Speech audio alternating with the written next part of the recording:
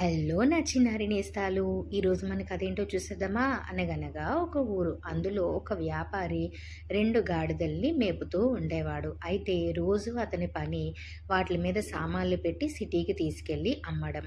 అయితే ఒకరోజు ఆ వ్యాపారి తాలూకా స్నేహితుడు ఇక్కడ ఉప్పు బాగా సేల్ అవుతుంది తీసుకురమ్మని చెప్పాడు. మరుసటి రోజు వ్యాపారి దున్నపోతుల మీద సాల్ట్ బ్యాగ్స్‌ని పెట్టడం స్టార్ట్ చేశాడు. అయితే సిటీకి వెళ్ళే దారిలో ఒక ఏరు దాటాలి. అనుకోకుండా 2 గాడిదలు కాలు స్లిప్ అయ్యి అందులో పడిపోయాయి. సో, సాల్ట్ అంతా కరిగిపోయింది. ఇదేదో మ్యాజిక్ వాటరు అని అనుకోని ఇంటికి వెళ్ళిపోయి హ్యాపీగా రోజు ఇలానే చేద్దామని గాడిదలు ప్లాన్ చేశాయి.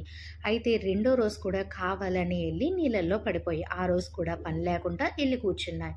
ఇది గమనించిన యజమాని మరుసటి రోజు ఉప్పు బ్యాగ్‌కి బదులుగా ఈసారి కాటన్ బ్యాగ్ పెట్టాడు. సో, నీళ్ళల్లో మళ్ళీ మునిగిపోగానే కాటన్ బాగా బరువెక్కిపోయింది. ఇలాంటి తప్పు మరెప్పుడు చేయకూడదని గాడిదలు తెలుసుకున్నాయి.